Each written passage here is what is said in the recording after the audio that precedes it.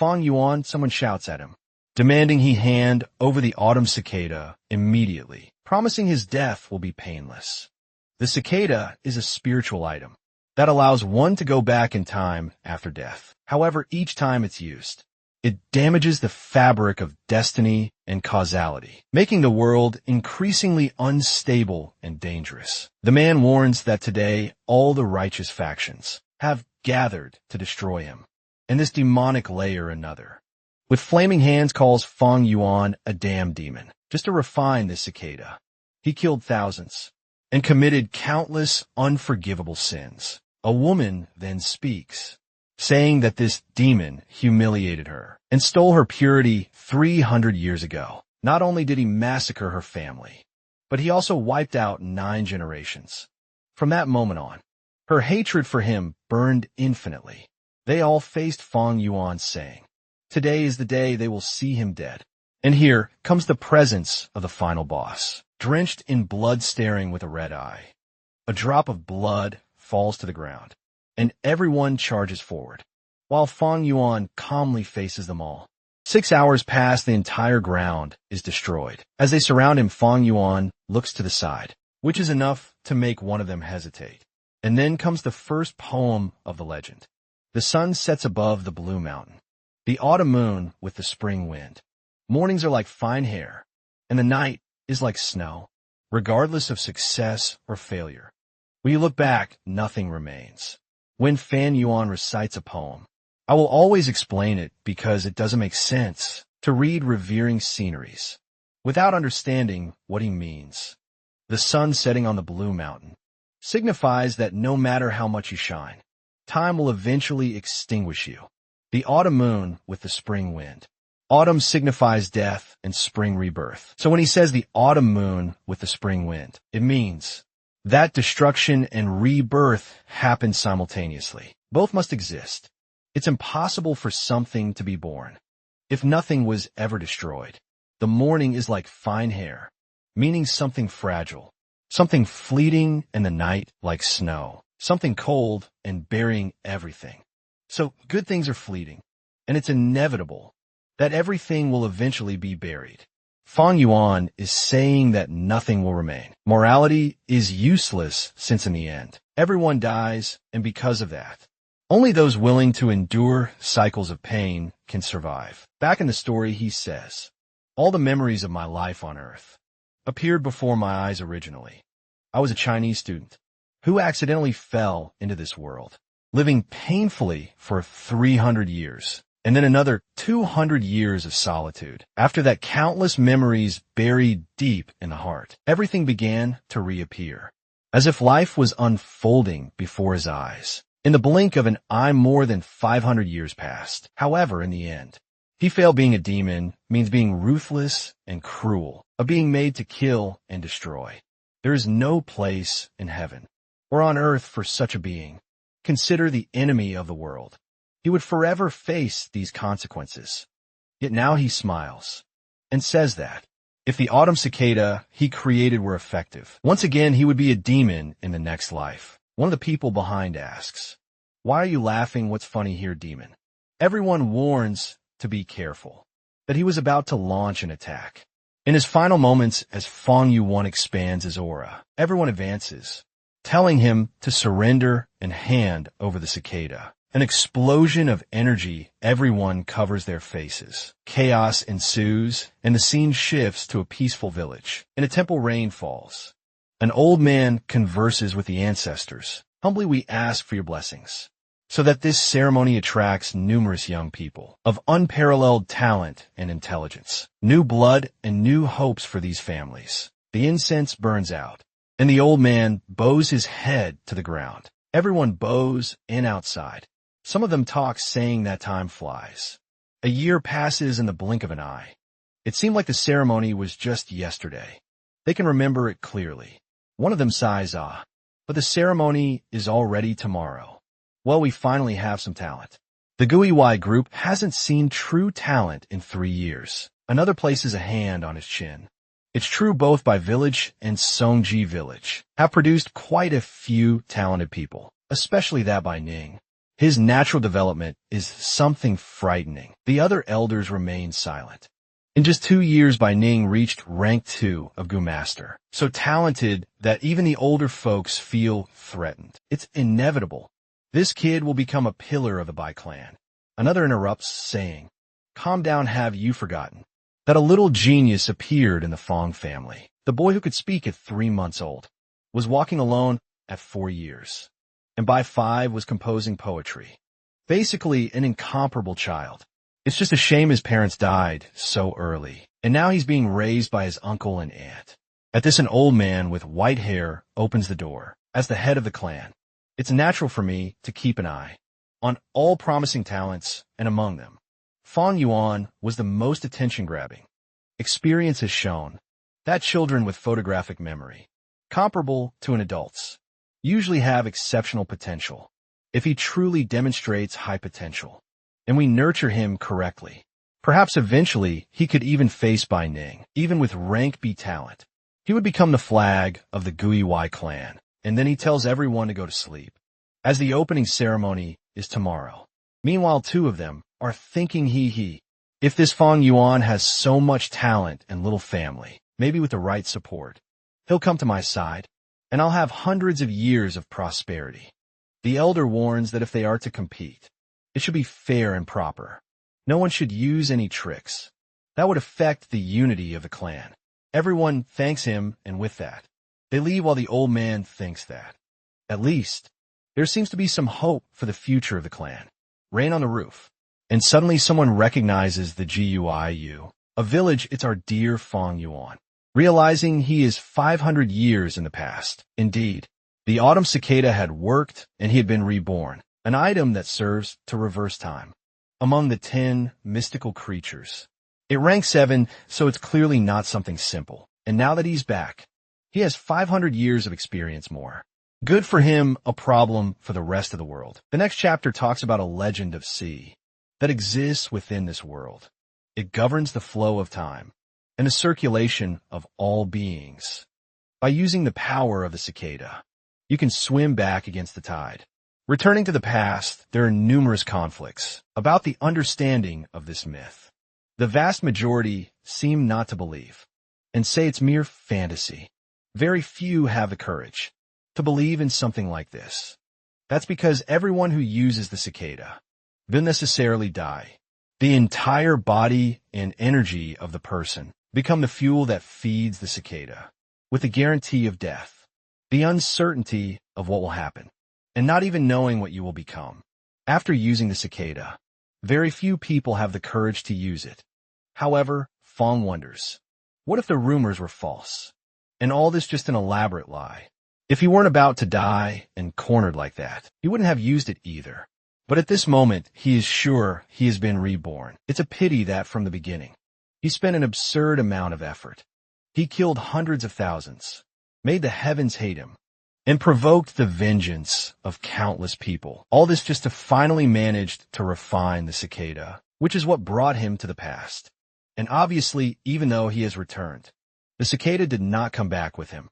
The Gus, which are this type of creature, are basically the personification of a power. There are more than a human can count, and some disappear after being used 2 or 3 times. There are also those that can be continuously used, as long as they're not pushed to their limits.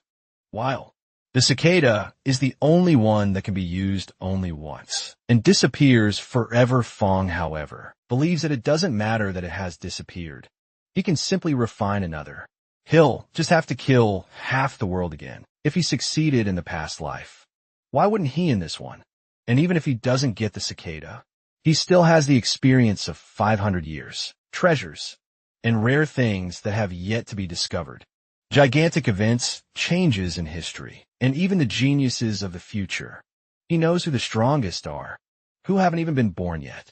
Besides the obvious 500 years of combat experience, what he doesn't know right is what he will do. The most important things he needs are separated and distant, and many of them can only be accessed at the right times. Besides, obviously, he has the main problem that he hasn't even opened his sea of energy.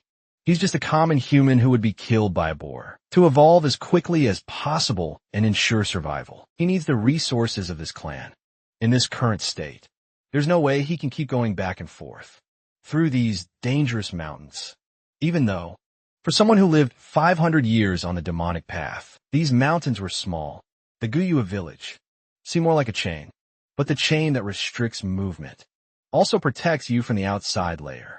And in this short period, staying in this chain is the best option, at least until he reaches the third rank of a Gu master. Luckily, the awakening is tomorrow, and he will be able to start his training soon. He laughs about the word talent. When the door opens and someone appears there, calling for Big Brother, he enters awkwardly asking, "What are you doing standing there near the rain?" Fong Yuan turns and faces him, remembering his twin brother, who responds, I saw the door wasn't closed, so I came here to close it. It's good you don't forget that tomorrow is the awakening ceremony. Why haven't you gone to bed yet?"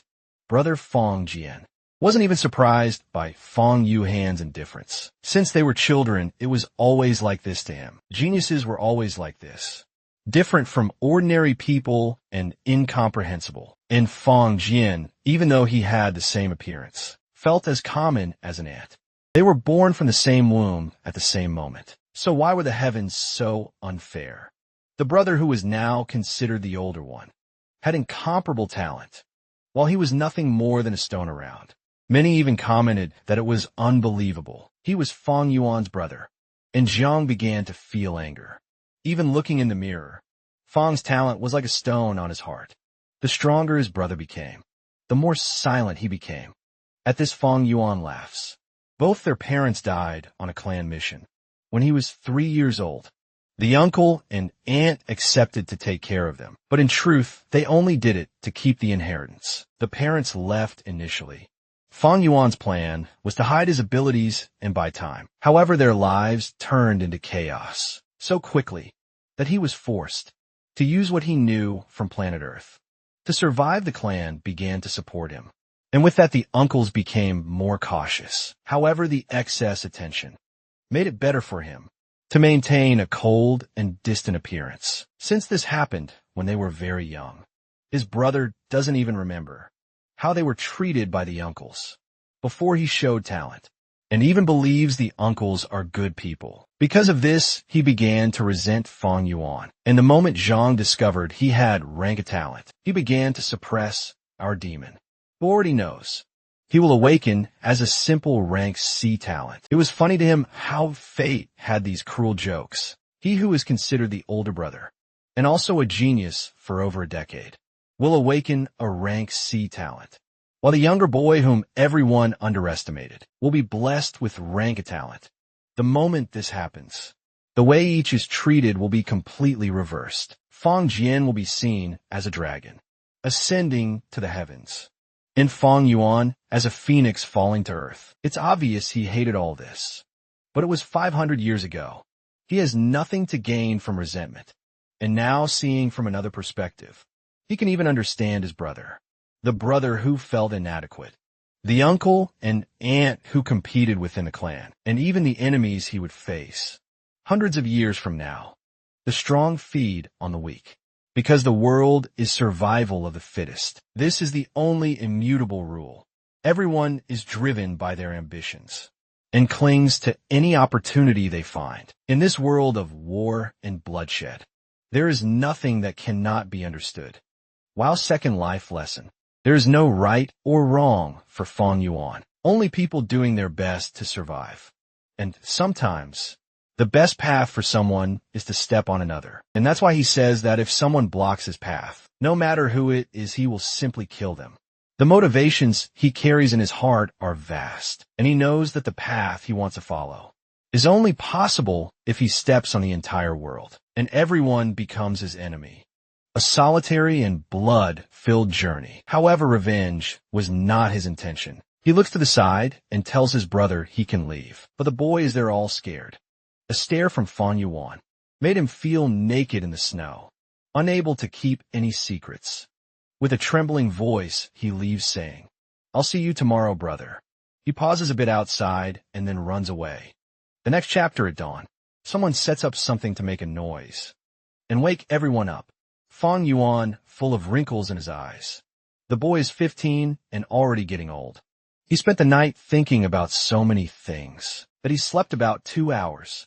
This body was terrible, hadn't even started cultivating, and even a simple sleepless night left him weak and exhausted. However, this didn't shake centuries of experience and determination. He opens the window, seeing that the spring rain has ended, when a girl below calls for young Master Fong Yuan and says he's awake. She smiles and says she's coming up to wash the boy, and here we are, hand in the water. She wipes his neck and then wraps the boy in the jumpsuit. Apparently she's putting everything she has on display, but Fong Yuan is distracted. She may seem sweet and innocent, but she's nothing more than a spy for my aunt, heartless and empty, ready to turn against me at any moment. At this, Fong Zhang opens the door, calls for his brother, and sees her there clinging, running her hand over the boy's chest. Shang thinks, will she ever take care of me like that? Even though I have servant, she's nothing like Shang Kuei. Instead of being young and beautiful, she's all old and wrinkled. Not to mention that I only have one servant, because Fong Yuan asked my aunt to send someone to help me. And even though she's a servant, she can't be underestimated, as she's the daughter of Miss Chun, who takes care of a whole house and has everyone's trust. Her authority is nothing normal. And even so, Fong Yuan slaps and says she doesn't need to take care of everything, because in the past life he was deceived by her charm and even developed feelings. If he had received a rank, a talent, as everyone imagined, she would certainly become his concubine. Her status would go from servant to lover, and with that she would have secured her future. However, after the ceremony, she began to look at him completely differently, but this is something he no longer cares about. He then turns and tells her she can leave. Shang Kuei makes an angry expression and stares at him, and then awkwardly lowers her gaze and leaves. Fong Yuan turns to Zhang and asks if he's ready, who awkwardly says yes. Fong Yuan notices that his brother also didn't sleep well, but today nothing else mattered and it was time to go. With that, they follow the village road, while everyone recognizes the Fong brothers. Wow, that one is Fong Yuan. He really is the chosen one. Truly, he's the boy full of talent, but with no expression on his face. Fong Yuan thinks it's funny, because of the talent they think he has, and all the envy they feel. All the hatred for his failure was amplified. Others comment, wow, look at Fong Jian, isn't he the boy without talent? He looks weak just by looking, considering who his brother is. It's a shame. Now I'll have to wait and see what grade he receives. As the sun sets behind the mountains, Fong Jiang stretches out his hand and feels something strange. Suddenly, he finds himself in darkness, falling into the sea with the sensation of drowning. He needs to calm down and just keep moving forward. However, when he looks ahead, he sees Fong Yuan staring at him, thinking it's odd in a flash. His uncle and aunt come to mind, the two who were always scheming behind their backs, manipulating them to create this competition, sowing envy between the brothers. In the past, he was inexperienced and couldn't see through it. His brother was also naive and innocent, which allowed their uncle's plan to succeed. But now he is a different person, someone with knowledge that could rival the immortals. The ceremony is approaching, so changing the situation will be difficult. Yet perhaps with the knowledge he possesses, and methods considered demonic, it's not impossible. He could even turn Shang Kuei into a concubine. Fong Jian could be completely suppressed. His uncle and aunt, or even all the clan elders. He can think of hundreds of ways to defeat each of them. However, he doesn't feel like doing it. So what if Shan Guai becomes more beautiful? Without loyalty, she is worth nothing. What's the problem with Fong Zhang? Being his own brother, he can still be discarded at any moment. His uncle, aunt, or the elders, all of them are just figures passing through his life. So why would he put in so much effort and waste time on people like them? He will be merciful, and as long as no one gets in his way, he has no reason to worry about them. In the next chapter, we finally arrive at the temple, which is crowded. The elder steps forward and says, "It's good to see they're punctual. Today is the day of the ceremony, a turning point in everyone's life. With that, Feng Yuan descends a staircase and finds himself in a place full of crystals. Among them, he recounts that hundreds of years ago, the Guyue clan migrated from the Central Lands to this region in the Qingmao Mountains. It was then they discovered this spiritual spring in the underground cave, a place that produced a lot of primal stone, and it's said this was the reason for the founding of the Guyue village there. The old man looks at everyone with the water behind him, and shortly after, a vast field of flowers known as the moon orchid. It was food for countless types of gu. Remember, a gu is the embodiment of power, like the cicada Fan Yuan knows. This sea of flowers is said to be the greatest cultivation point of the Guyue clan. Everyone is amazed, saying the place is wonderful and incredibly beautiful. With that, the elder takes the book and says he will call one name at a time. Whoever is called should cross to the other side of the flowers and walk straight as far as they can. The further they go, the better, everyone shouts. They understand, and obviously the further you go, the better your innate talent. With clenched fists, he is sure if he gets a good grade, his whole life will change. The first name called is Chimbwa. He enters the water, crosses the river, and heads toward the flowers. With clenched teeth, he takes the first step, the second step, and stops at the third. Repeating to himself, go one more step, but nothing happens, and the elder sighs. Shinbo, 3 steps. Not enough talent to become a gu master.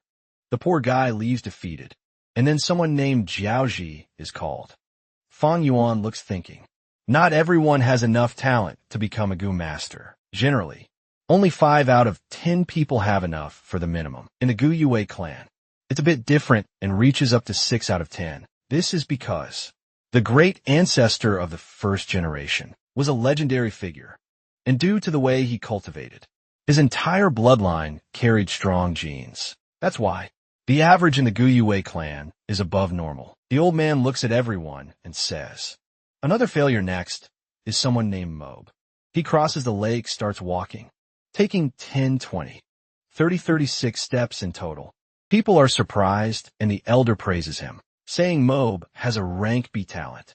He tells the boy to come closer, because he wants to see the primordial sea he possesses, which is basically the power reserve.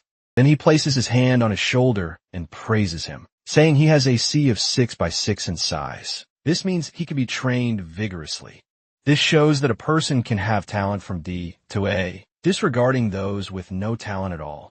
A rank D, if trained from youth, can become a rank 1 Ju master, enough to be the foundation of their family.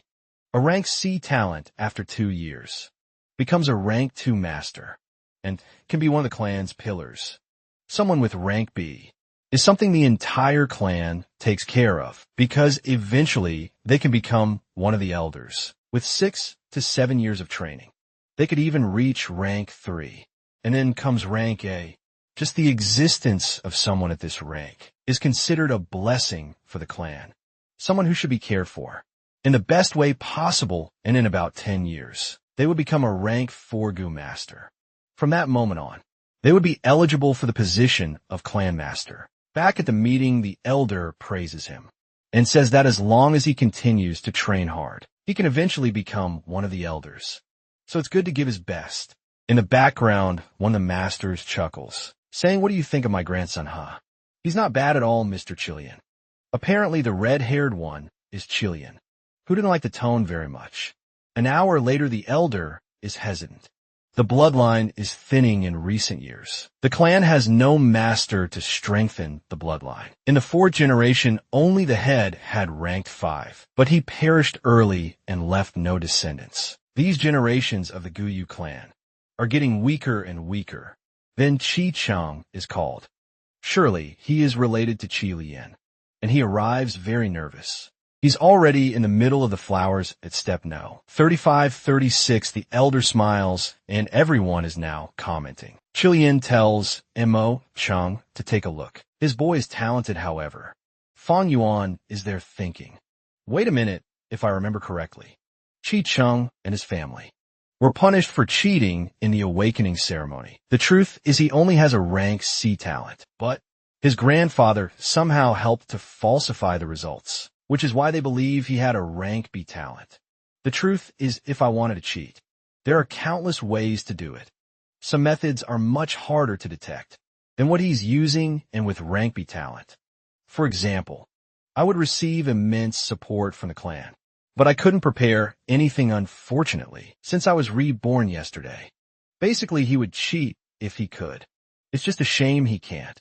However, the most dangerous thing is that if he had cheated, he wouldn't be able to fake his cultivation, development, and would eventually be exposed. On the other hand, Chi-Chung is different, as his grandfather is one of the elders. As one of the positions with the most authority, he can easily cover for his grandson. This is all because of the dispute between the two elders, who want to show who has the better grandson. He hid this very well in the past life, and if it weren't for a certain incident, the truth would never have come to light. Fang Yuan starts to consider, what if I expose all this now? Maybe I could even get a small reward from the clan. But then I would also offend the powerful Qi Lian, who is the family elder, which wouldn't be a wise thing to do.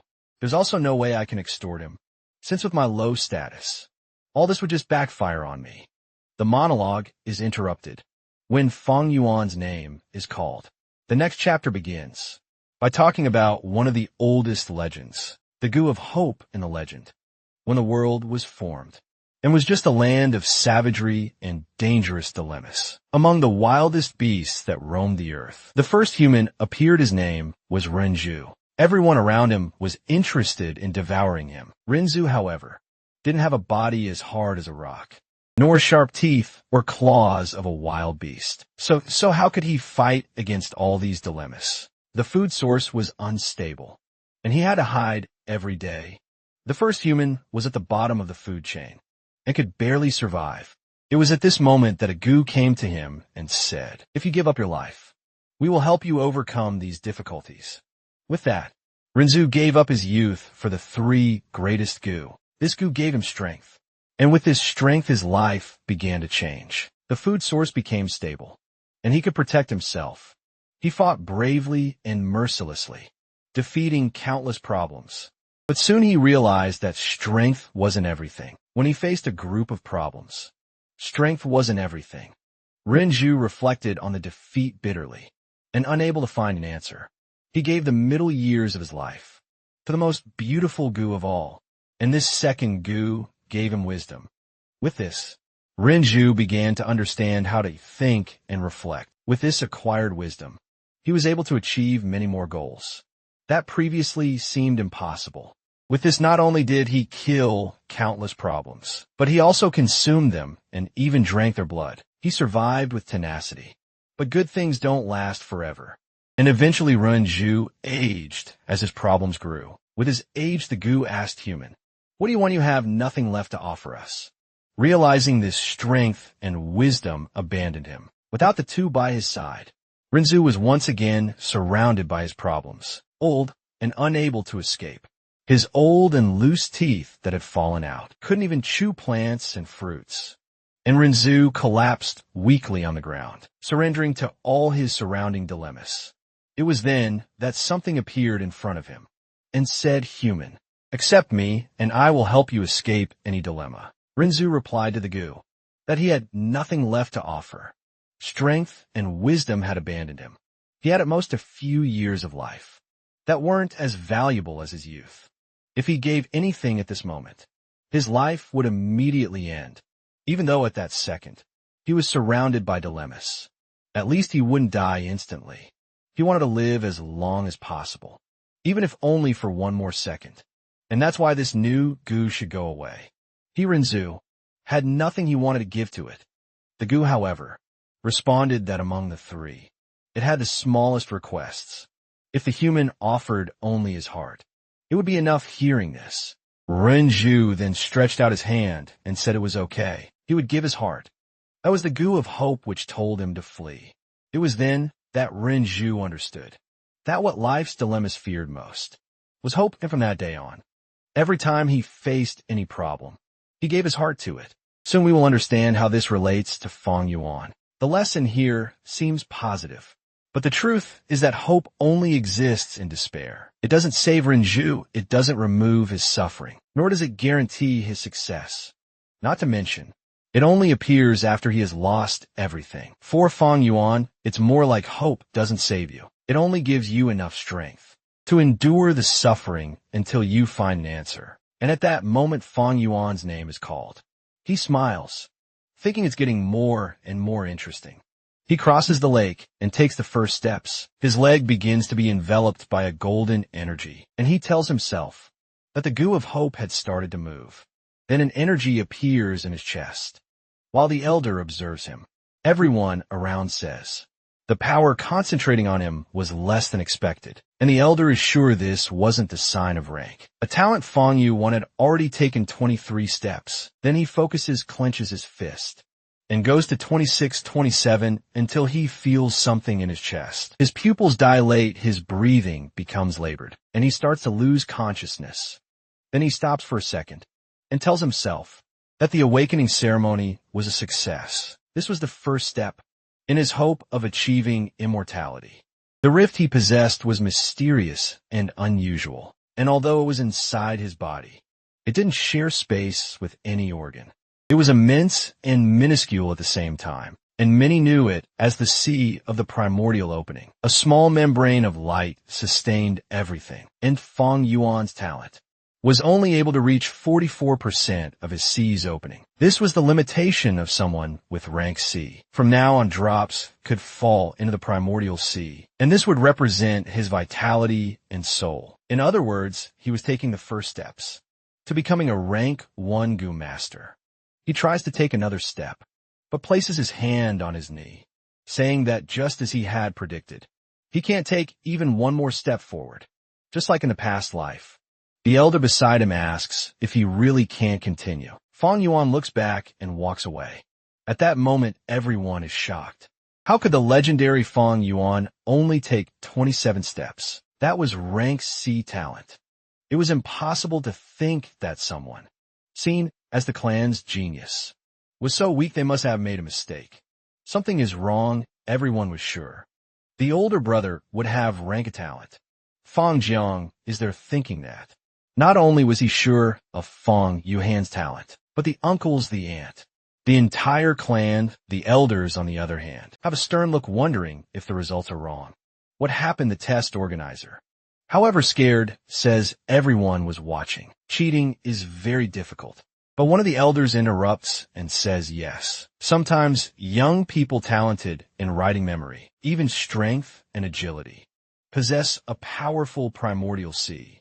But none of this guarantees that he would really awaken as rank A. The elder puts his hand on his face, disappointed, saying the clan's hopes were destroyed. Indeed, the current generations of the Guiyu clan were extremely weaker than the first ones. In the next chapter, we see Fang Yuan's life passing by. The moment he received the grade C, he was in shock. The poor guy fell into the water scared, while everyone stared at him. Even he couldn't believe it.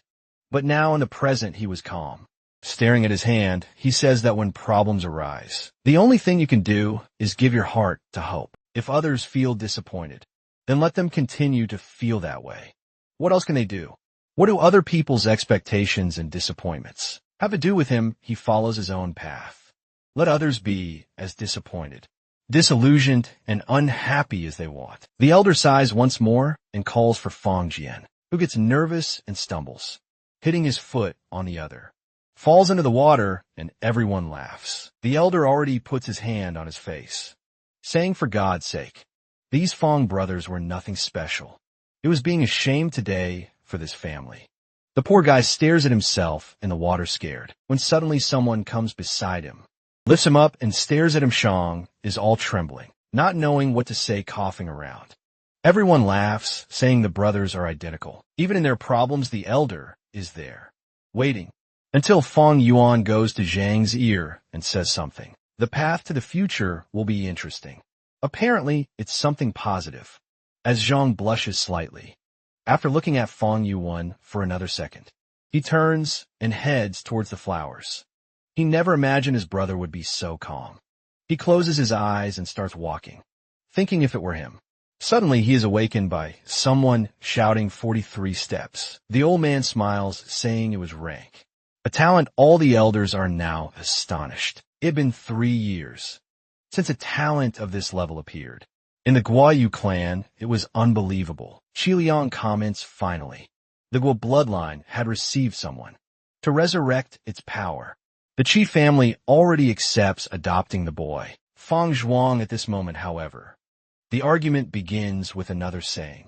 No way the Qi family was weak. Corrupt and immoral, they didn't have what it took to guide someone with this kind of strength. It was better for the Mo family to raise him. Everyone is fighting over the boy. When another old man says, they're all unqualified. Only the current leader has the qualification to raise someone with rank and talent. The last of the elders observes. And with that a week passes. On a sunny day in a room, the man explains that the Gu are an essence of heaven and earth. The world has hundreds of species. Hundreds of Gu, they live all around us, from the ground to the plants. A B rank talent means someone can access up to 70% of their C, while a rank individual can utilize up to 90%. This type of person is almost guaranteed to become a cultivation master. Only they can reach rank 5, and anyone who goes beyond that becomes a legend. However, while the instructor is giving this lecture, someone is sleeping in the classroom. Another person whispers, wow, he's been sleeping in class all week. Rumor has it, he's been wandering around the village at night, in a strange way every day. He's outside with a wine jar drinking. It's really sad to see someone who was once considered a genius end up with a C-rank talent. Watching Fang Yuan lying there. The old man thinks a week and he's still like this. I must have been mistaken to think this boy was a genius.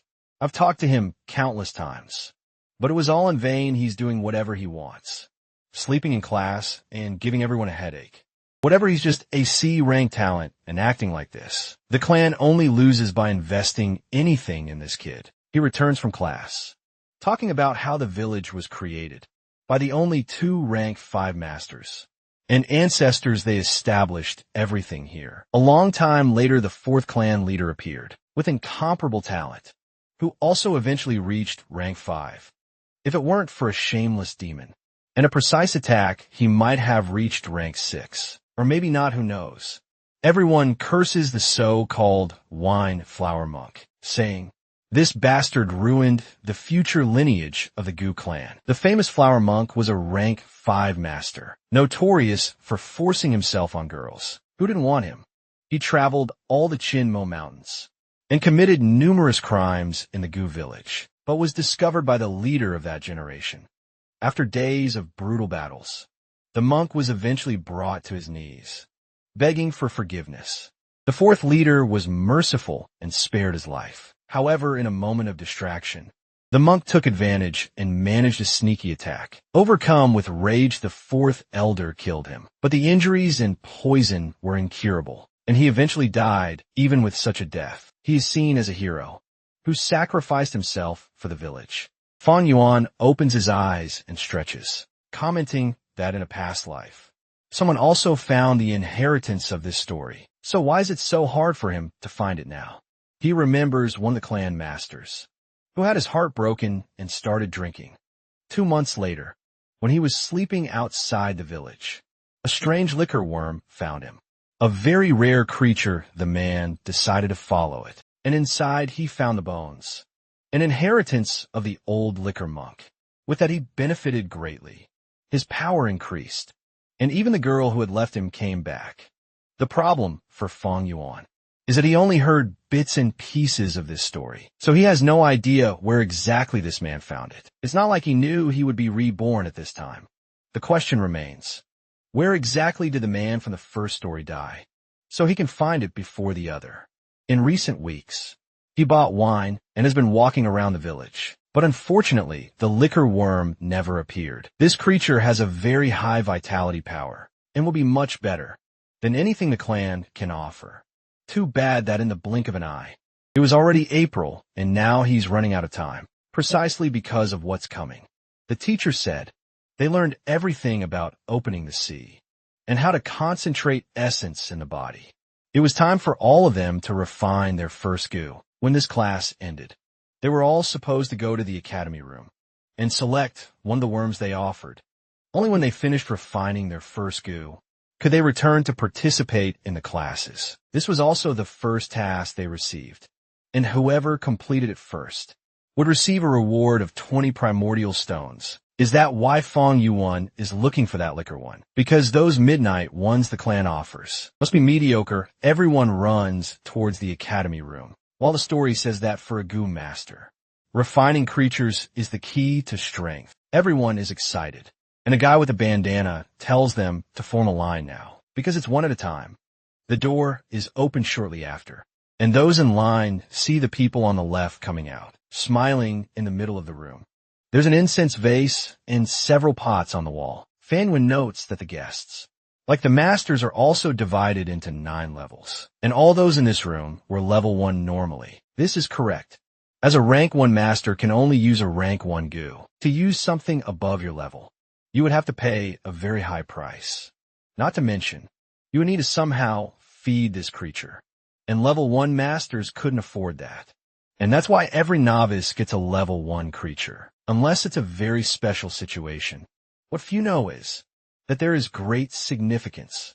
In the first creature the master refines, it will become a vital part and be eternally connected to their life. If the first creature dies, the master also pays a very high price.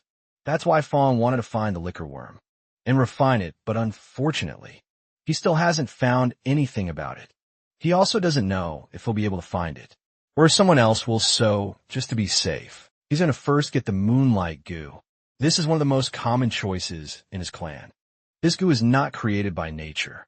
It is cultivated by the Yu clan's secret method. For this reason, it cannot be found anywhere else in the world. Many would even say it's basically a symbol of their clan. He's leaving frustrated, because that liquor goo was much more precious compared to this one, even though the moonlight one was a specialty of his village. It helps much less in cultivation than the liquor one. And so here we are once again. Then my buddy sees me with 2 bottles of wine. Every day at dusk, Fong Yuan has been doing this. He buys and starts walking around the village, hoping the liquor goo will appear. A chubby guy goes to get the stones. Thanks the boy for coming to buy. The so-called primordial stones are the currency of this world, and at the same time, they condense the energy and essence matter. They are extremely important to assist the goo master in their cultivation. They have both a financial attribute and usable properties. However, Fong Yuan was spending them all the same way, even though he believed it might not be enough. He leaves the place, remembering that it's 2 jars of wine every day, and in the last 7 days he hasn't had any sign of anything. The money he had saved is almost all spent, which is a problem, since the money is the primordial stone, which could also be helping him evolve. Using enough stones, you can accelerate to the point of approaching those who have a degree above yours. And unfortunately, tomorrow he won't have any more stones to buy the wine. The question remains, if the liquor goo doesn't appear, will the moonlight one really have to be my vital one? The academy elder said that the first person to refine would earn 20 stones. And at this moment, everyone must be at home competing for this position, which was something unfair, since in reality, this is a competition that tests talent more. He with his C-rank talent has no chance of winning. When he was looking at the city, someone shouts at him, making him look back, asking if he went to the tavern to buy drinks again. It's Fong Jian saying that everyone is worried. The uncle and aunt he has to stop drinking. There are a lot of people who care about him, who don't want to see him like this. Fong Yuan says it's funny how humans change in a month. Just a week after awakening, everything was completely turned upside down. In the relationship between him and his younger brother, Fong Yuan fell from the clouds and lost his title of genius and was ruthlessly destroyed. And Fong Jian began to flourish towards the heavens as a new star for the boy who fell at rock bottom, surrounded by darkness, and suddenly was taken from there and brought to the heavens and the light. It was difficult to adapt from one moment to the next. He who was ignored and unknown now had people constantly pointing fingers. It was almost like he was a child. learning to walk in this new world, falling and trying to understand what life was. Fang Jian keeps thinking, wow, is this what my brother always went through? At the same time that it was something wonderful, it was extremely difficult. While all this was happening, Fang Zhuang couldn't help but remember the voices, saying that the older brother had fallen into depression and become a drunk. He didn't come home at night, even slept during classes. Zhuang couldn't believe it. The older brother, who was seen as a genius, who was a shadow above him, is now in this state of ruin and despair. At that moment, he thought, wait, isn't this proof of my own growth? And little by little, he came to the conclusion that the great older brother was just a normal person. After all, Fang Jian, is the chosen one. That's the truth. Then he tells Fang Yuan that he needs to wake up to life. But he continues with the same emotionless eyes. Zhang stares at him for a second and then looks away. At that moment, he wonders, what's your problem? Why don't you even have the courage to look your older brother in the eye? I've changed completely. But then Fang Yuan walks past asking, what are you staring at? Let's go. Zhang didn't like any of this, but continues following in the shadow. The sun begins to set, and we arrive at the uncle's house, saying that in the blink of an eye, they are both already 15 years old. It was incredible that both became Gu masters. Especially Fang Zhang, the uncle, says he's very proud, and that's why he's going to give them 6 primordial stones. The servant hands them over, while he says that to refine the Gu, they will have to consume a lot of essence, so they will need these. Fang Yuan takes them without saying much, while Zheng thanks all happy, saying he never imagined he would receive something like this. He stands up, says he will always carry them in his heart, and will never forget this. The aunt asks him to sit down and calm down, saying that they are not their direct children, but they always raise them and are proud of it. To the uncle and aunt, they were like real sons. They often even thought that if they could become their children, it would be the best thing in the world. Then the uncle says, boys, I've been talking to your aunt, and we're thinking of finally adopting you for real. Genuinely, you will be part of the family. Fang Jian, would you like that? Immediately he smiles, all happy, clasping his hands, saying, since my parents died, I've always wanted to have my own family. The aunt smiles and says that if that's the case, he should stop calling them uncle and aunt. Jiang, all happy, dad, mom, and she smiles, saying it's very good to have a son like this. Really, it wasn't a waste for them to have raised them as sons from the beginning. However, everything changes when the uncle asks Fang Yuan what he thinks. He just shakes his head, signaling no. Jiang is about to say something, but the uncle says it's okay. Fang Yuan, we won't force you, boy. You're already 15 years old. You could be quite independent. Besides, you have enough strength to carry the Fang bloodline. The uncle even prepared 200 primordial stones as financial support since we won't be together anymore. Jiang is shocked while Fang Yuan just thanks and says that if they have nothing more to say, he's leaving. As he leaves, Zheng is telling the father and mother to wait a bit, that the brother is thinking the wrong thing. He will advise him now and talk to him. But the uncle says, no, you need to force it, Zheng. You having a rank talent already makes your father very happy and content. And from now on, all the servants will treat young Master Zheng with great care. He thanks, saying that it's okay. Then he's leaving shortly after. The uncle says, it seems that damn Fang Yuan saw through their plans. The truth is that within the clan's regulations, it is stipulated that the eldest son at 16 is qualified to inherit the family legacy. Fang Yuan's parents, when they died, left a fortune, and to this day, it has been managed by the uncle and aunt.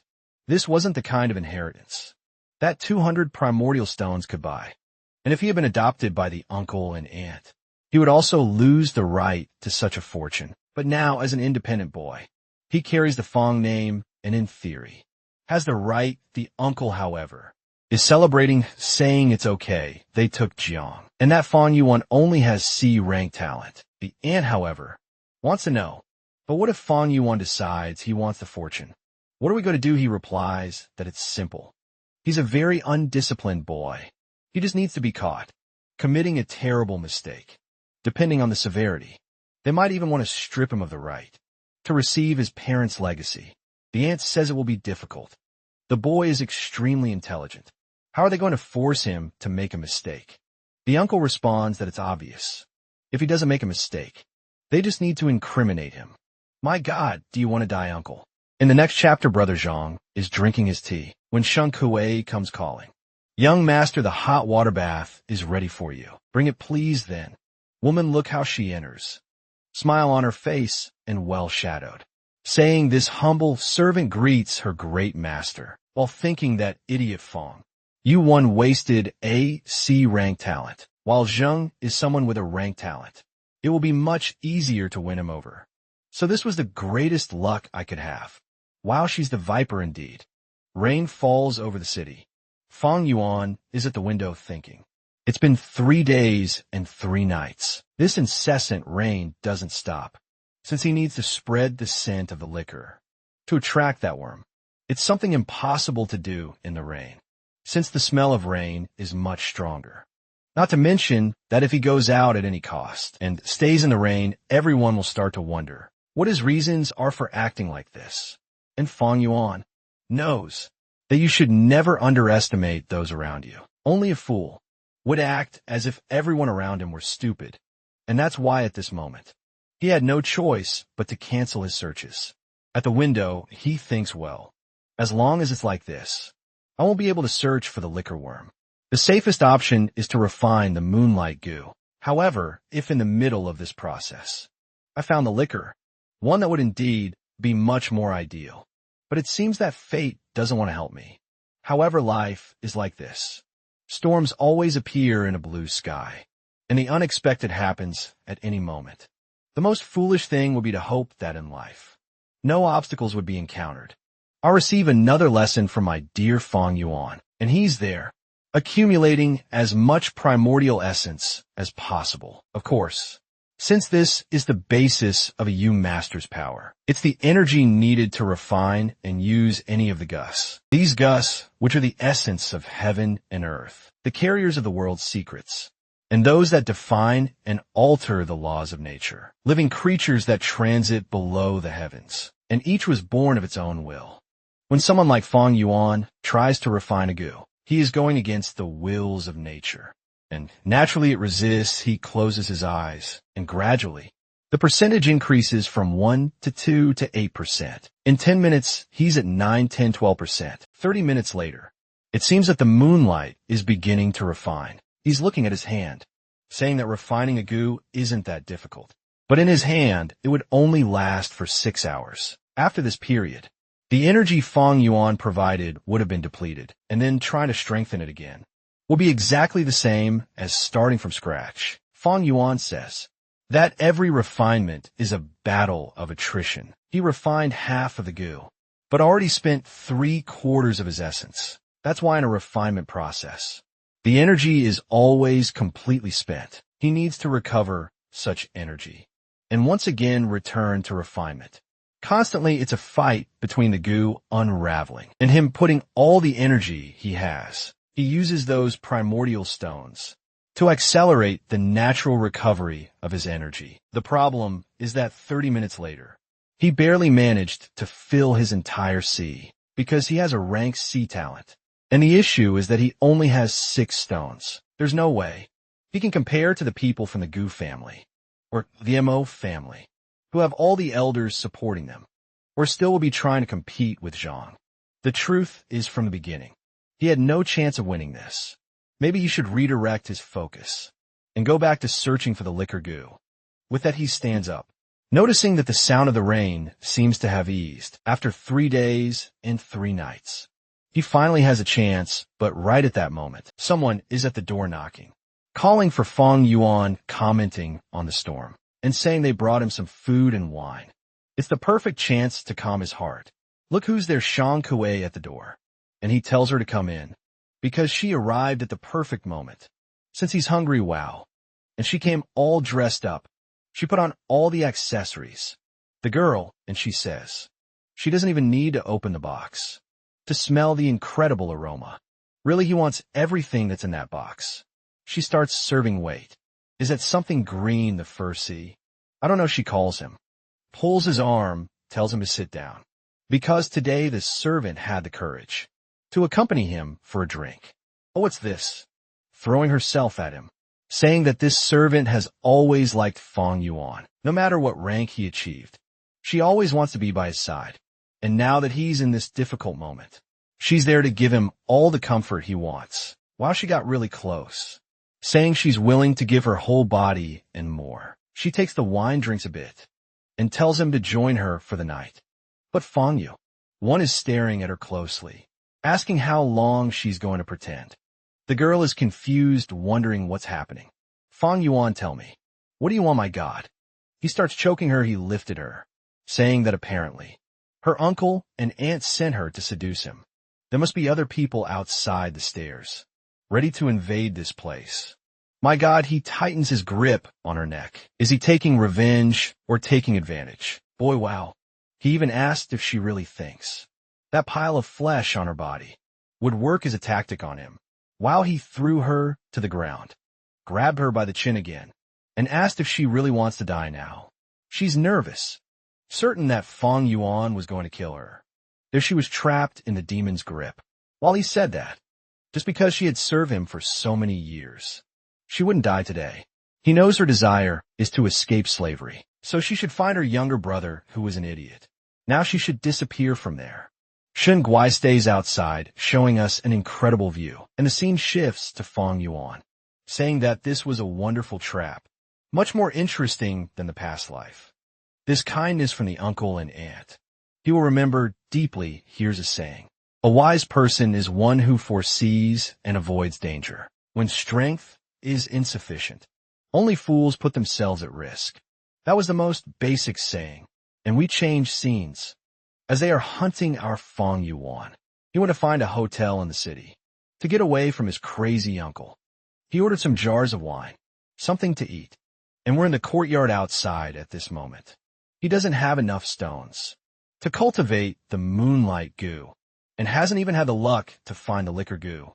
His hope is that when he finds the liquor goo, which is in a cave, he will also find more stones there. It will be the easiest way to solve all the problems. Otherwise, he will have to accept that his cultivation is one of the slowest and look for other opportunities. The problem is that it's been a week since he's been going every day in search of the creature, and it hasn't shown any signs yet. While he eats calmly, men start shouting, asking for another glass of wine. The guys are fighting eating. When one of them asks for the best wine they have, the attendant warns that the best they have is quite expensive. Brave men like them surely must have the money to pay, but it's good to know that this wine costs 2 primordial stones per jar. The guys are all in shock. Who spends primordial stones to buy wine like that? Clearly the bastard must be trying to fool everyone. Then one of them stands up and says, "This guy here is fooling everyone. Let's get out of this place." Until a guy with a blue bandana says that if they don't have the money, they should just keep their mouths shut and leave this place. He must work there to do that, because at that moment the other guy stands up, saying he wants a jar of that wine now. The vendor just thanks him, slamming the jar on the table. Upon opening it, the smell spreads, which to be honest is yellowish, so it doesn't seem fragrant, but the drunks are all loving it. While the merchant says that this green bamboo wine is only available there, Fong Yuan from the corner observes.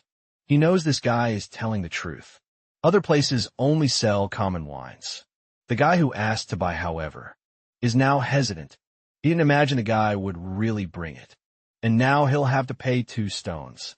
But to avoid embarrassment, he shouts, telling everyone to drink that today it's on him. I'm telling you, the blue bandana works in this market. He says that jar isn't enough for 6 people.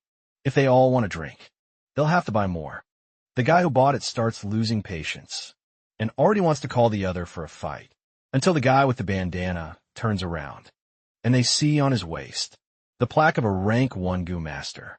At that moment, the fools all freeze, and the guy asks if they really want to fight. Obviously, the guy is scared, but the guy is already approaching. He grabs the jar, says the smell is really amazing, and the guy says he can keep it. It's like an apology to the great lord. However, he throws the jar on the ground, saying there's no way he's accepting apologies. He's been seeking primordial stones his whole life, and the idiots are spending stones on wine. Apparently, Everyone's intention there was to humiliate him. The fools are shaking their heads, saying no. They never bow and hand over everything they have. Fang Yuan comments on the plaque, which means he's a rank 1 cultivator. Besides that, he seemed to be about 20 years old. With that amount of essence, he was probably at the beginning of the first stage, reaching 20 years old. At the beginning of the first stage, he probably had a rank D talent, which was obviously below Fang Yuan. This doesn't even take into account combat capability. Even so, all the humans handed over their stones. The weakest Gu master was completely different from a mortal. Fang just thinks that the nature of the world never changes. The bigger fish eats the smaller fish. Comparing it to China from where he came, it's just that in this world, things are easier to see than someone tells Jiangya that he's already taught the lesson. Enough playing with mortals. He was already leaving until he turned around and said, he now wants to see someone have the courage to drink that green bamboo wine. The weaklings are scared. Obviously, they won't have any courage. But the smell continues to come from the jar. With that, he himself places the chopsticks on the table. Fang Yuan says he wants to jar that wine now. Everyone is surprised. While the man, with a furious expression, looks back, everyone stares at Fang Yuan, who is as calm as ever. Then he says, it's my junior brother. Everyone watches as the protagonist stands up. The merchant brings the wine to Fang, and he leaves. I thought there would be some fight, but they don't want to fight with a Gu master. The next scene talks about a genius who appeared 300 years ago in the Gyue clan. Immense talent, and someone who cultivated to rank 5 at a young age. He was the embodiment of promise and responsibility. However, he was also the one who sacrificed himself to protect the villagers and died in a deadly battle. Even though it was in this same battle that he made the wine monk kneel and beg for forgiveness, but in the end, he died from a sneaky attack by the bastard. And this is one of the most well-known stories in the Gyue clan. It was in Fang's past life that in a month from today, a certain person found the liquor worm. It was when the remains of the wine monk were found, along with the inheritance he had left. And so he became one of the most well-known people in the village. Fang Yuan thinks that at first, he hadn't realized the most obvious thing of all. If he eventually finds all this guy's treasure, there's no reason for him to pass any information to the clan. He has no obligation to feel any kind of honor for being part of the Gyue clan. Everyone there carry greed in their hearts. So why would he hand over any kind of treasure to the clan superiors? And now that he spent almost all his money to buy this wine, it's time for the final bet. It was all or nothing that night. The rain that fell for 3 days was terrible while it lasted, but now the air was purer than ever. Besides, the previous searches weren't bad, as he managed to understand a bit better where the wine monk might have died. With all these factors aligning, he believes the greatest chance of success is that night. The liquid falls on the stone, and the aroma spreads through the forest. Fang Yun takes a look to the side, goes to another stone, and pours a bit more, creating several points with the smell of wine. He continues walking through the bushes, pouring a little on each stone in the region, until it's time for the last drop to be poured. It falls on the flower, drips on the leaf, while Fang Yun watches. The smell spreads, and now he's sure there's no way he can find the liquor worm. Only having 2 more primordial stones and needing to refine the moonlight goo, he doesn't have much else to do. He can't take any more risks. Sometimes life is like that, full of seductive goals that seem like you're about to reach them. But the closer you get, the more twists and turns appear, until eventually it's out of your reach. That was the powerlessness of life, and at the same time, the charm of being alive. He observes the moon, a cricket, and decides it's time to go back.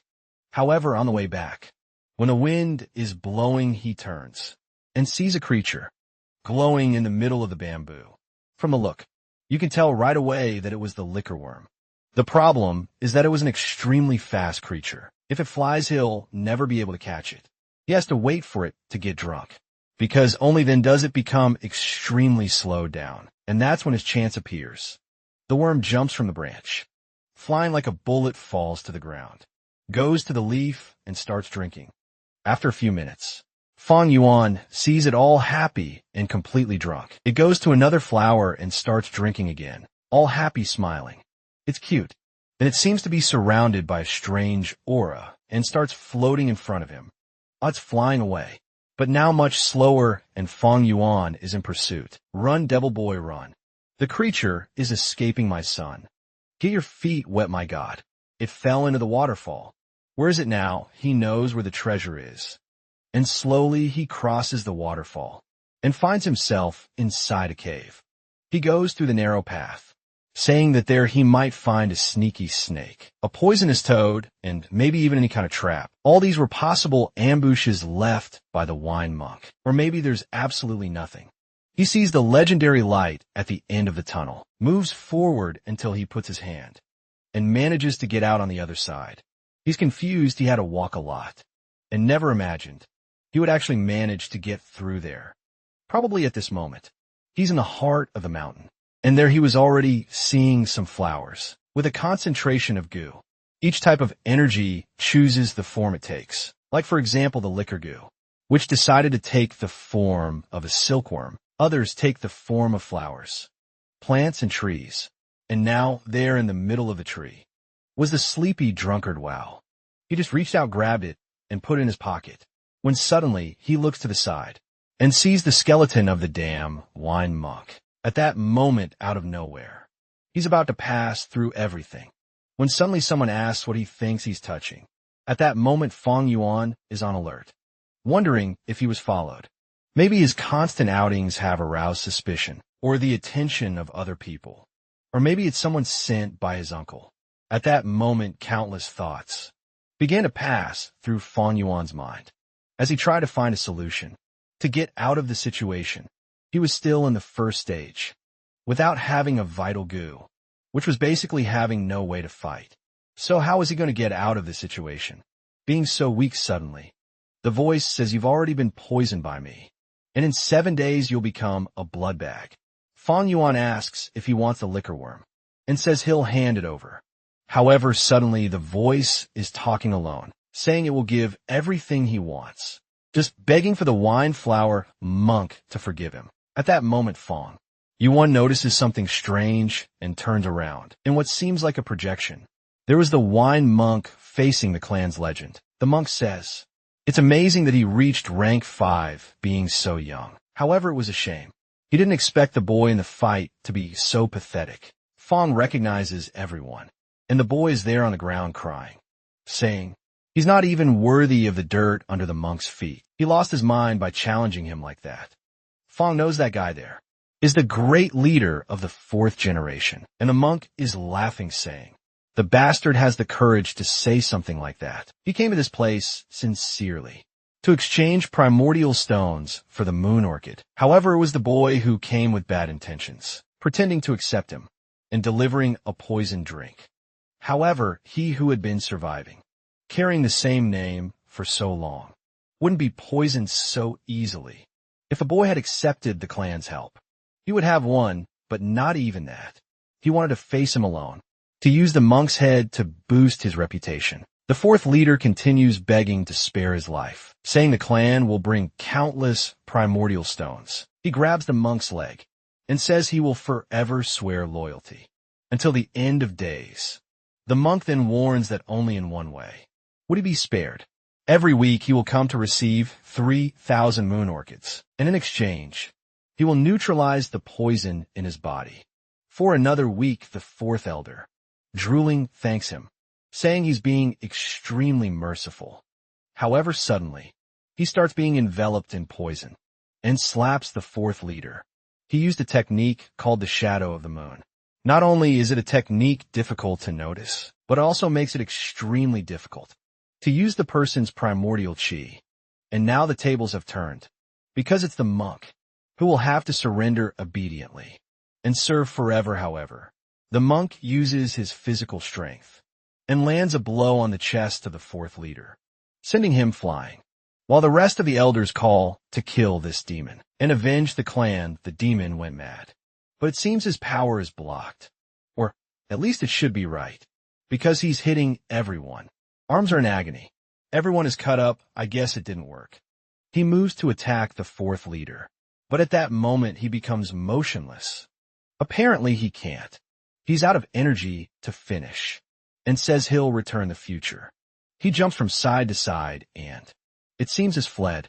We're back with Fong Yuan, who saw all this and now knows the whole story, which was told with a creature called the goo of photo audio, basically an insect camera. And now Fong Yuan knows the true story of who was really stronger and what the clan has been hiding. And it's precisely for this reason that this treasure was never retrieved. No one wanted the power of this monk, because it would lead to the story that, in fact, the fourth leader betrayed. And for the protagonist, even better. He already had no intention of sharing this treasure with anyone, especially now. The only problem is that this means someone might know. And then what happens if he's discovered?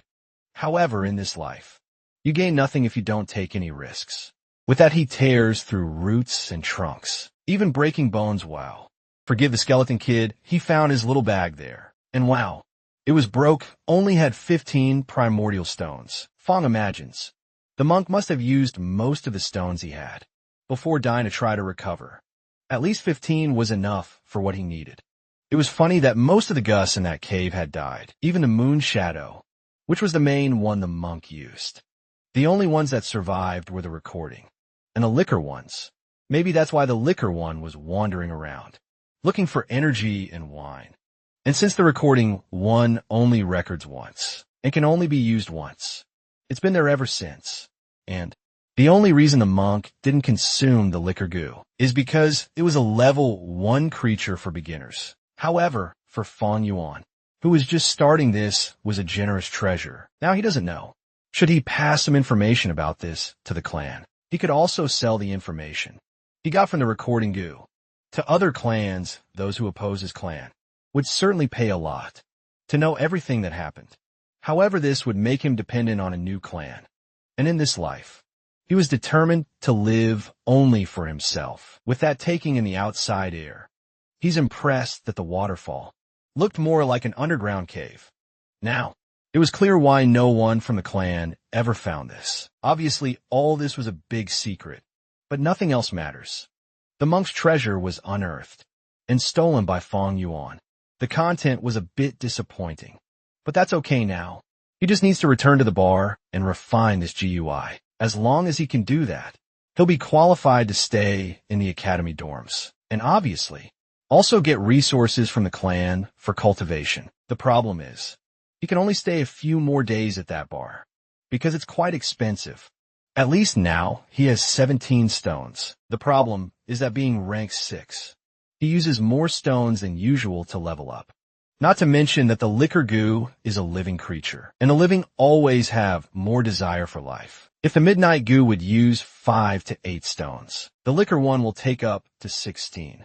That's because even though both are rank 1, clearly it's much rarer, and the difficulty of refinement is also higher. In other words, with the 17 he has, there's a good chance of finishing this refinement.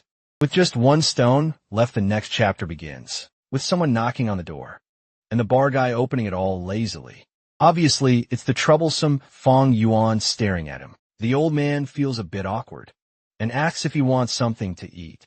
If he should notify the kitchens if he needs anything. Fong Yuan says none of that. He just wants them to prepare some hot water for him to take a bath. The guy thanks him and says he can return to his room, that the request will be prepared immediately.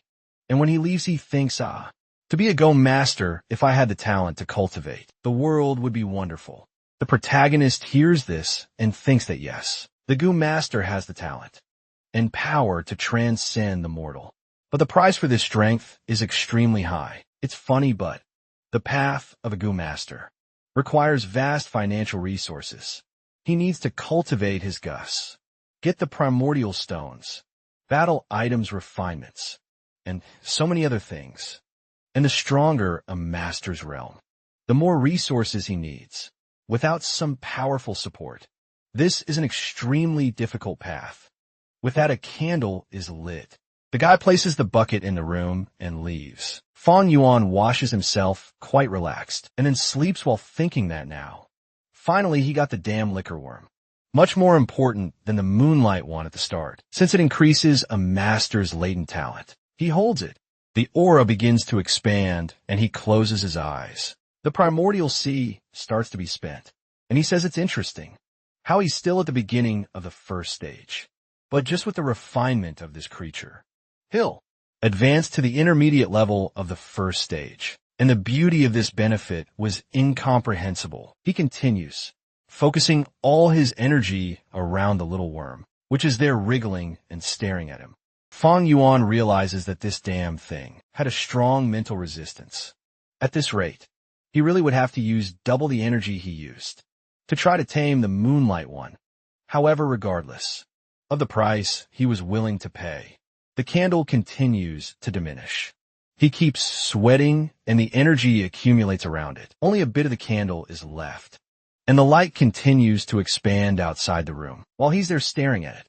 And now he realized that this goo was probably the goo that belonged to the wine monk, a creature that at one point in life was ranked 5. But after years and years without nourishment, it ended up weakening.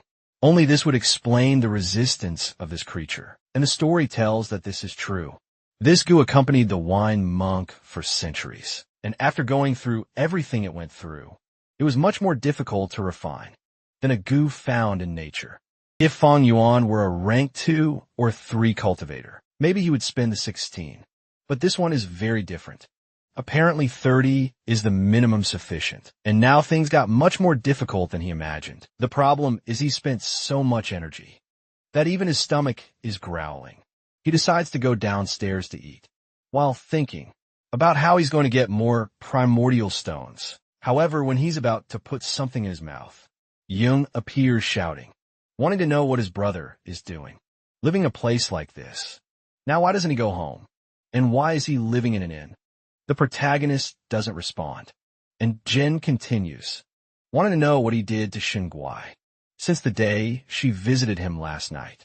She hasn't stopped crying, and the moment he tried to comfort her, she just cried even more. Fang Yuan, however, stares at him and doesn't care about anything, and goes back to eating while Zhang continues shouting, wanting to know how he can be like this. Xing Kuei served him for many years, and he always saw how kind and caring she was with him. He knows his brother feels lost and understands his frustration. But even though he only received rank C, that doesn't give him the right to take out his anger on others because of the bad luck he had in life. And then Fang Yuan slaps Zhang's face while Fang Yuan says, "You useless bastard. Is this the tone of voice you use with your brother? Shang Sui is just a family servant. So why are you acting like this with your family? Because of a girl like her. Worse, in this situation, you can understand both. Even though we know Zhang is the bastard, he's being deceived and doesn't know. And now he's all their brother. You hit me, you never hit me." However, the anger is starting to take over. He says, "I know I received a talent. Well, you only got a rank C, but you also can't blame me for that. It was the heavens that another slap in the face." Fang Yuan says he's a fool and innocent. He must have forgotten who since childhood took care of him. When the parents died and life got tough, it was he who took care of his brother. When the uncles gave food and clothes, it was he who handed the clothes to Zhang. When the uncles wanted to save on what they spent on Zhang, it was he who went against the uncles and asked for more food to be served. It was also he who asked for a servant for his brother. It was he who protected him on the streets from those who wanted to harm him. There were so many things he did for his brother that they don't even deserve to be mentioned. But today there he was, raising his voice against his brother because of a mere maid, but that's okay. He doesn't care anymore either, since he gave up the parents he has and recognized someone else's family. He is no longer his older brother either. Jiang is scared and tries to explain, saying he knows Fang Yuan also, since Young always wanted the affection of a family. But Fang Yuan only responds that from today on, they are no longer brothers. Jing wants to say something, but he approaches and says, "I know you like Shang Kuei. Don't you? I never did anything with her. She's still an untouched and pure virgin. Give me 5 primordial stones, and from today on, she will be your personal servant." Zhang stumbles over his words, and the protagonist tells him to be honest already. Love is normal. And if he doesn't think she's worth 6 stones, then so be it with that. Jang raises a bag there, saying he doesn't have 6 stones anymore. It's just this. Our boy looks and sees he had 5.5. Since he's been spending everything to refine the moonlight. Gui has. However, this would bring him closer to his goal. So he keeps it and tells his brother to disappear. Jiang wants to say something, but Fang Yuan warns that if he changes his mind, he'll regret it. So it's best to disappear from his sight. With that, Jiang leaves quietly.